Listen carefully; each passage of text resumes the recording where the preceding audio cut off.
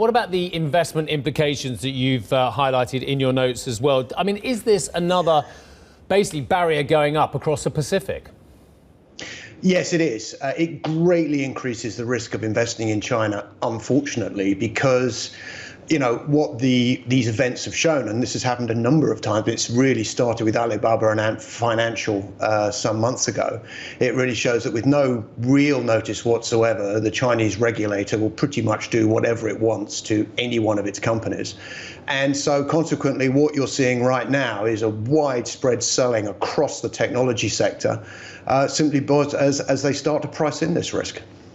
What does it mean for the sharp edge of development in technology in China, Richard? One of the stories I think that we focused on a lot in our East Tech West coverage over recent years is how it seemed to be a very, very enthusiastic market for things like drone development and driverless vehicles, because the administration seemed to be taking a light touch on regulation and an anything goes approach to development of technology. Is that going to change? That would seem to be where the government, the Chinese government, is going. And the problem with it is that, if you increase the risk of investing in these companies, then capital is going to be less likely to go there, which means less money for development, which actually, hands the advantage right back to the Americans in this whole technology race. And there is a real race on. Put semiconductors to one side, where America is way ahead and China is unlikely to ever catch up. Look at autonomous driving, look at quantum computing, look at artificial intelligence. The Chinese are right up there. And so if they hamstring the development at home of their own technologies, they're handing an advantage to the opposition, in my opinion. I mean, the Chinese might come back at you and say, look, this is a chance to clear the canopy in the rainforest to allow the saplings to come through. And the scale and size of these businesses is beginning to crowd out new and exciting startups. Do you think there's any validity to that argument? Because clearly we're seeing the same kind of case being made as to why we need to rein in Google, Facebook, and many of these other US tech companies.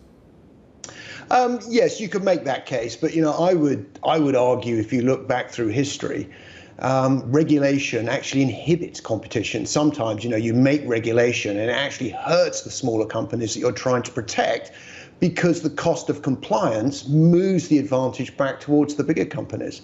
Frankly, I think, history shows that when you have a lower regulatory environment, it tends to work better for smaller, more nimble competition to come in and catch the big guys unaware. Well, the most important question for our audience then probably is, what do you think it's worth putting money into at the moment, whether it's Chinese tech companies or other tech companies?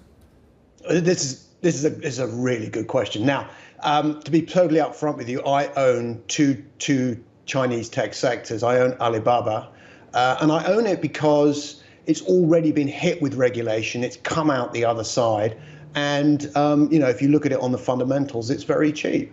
The other one potentially to look at is the Chinese banks. Now, since Alipay and WeChat Pay emerged, the Chinese banking sector has been absolutely hammered.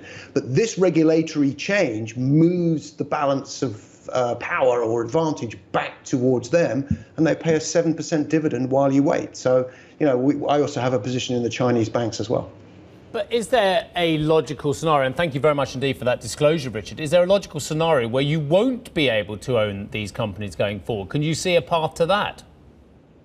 Yes, there is, and that's very much the nuclear option, and this risk exists for anyone who buys Chinese companies listed in Hong Kong or United States, which is this whole variable interest entity. Because foreigners are not allowed to own Chinese equities, there is this structure that has been created that allows Chinese companies to list on foreign exchanges. Now, if the Chinese state was to cut that off, it's not inconceivable that overseas holders of Chinese companies could end up holding worthless paper. But that's very much the nuclear option, I think. Yeah,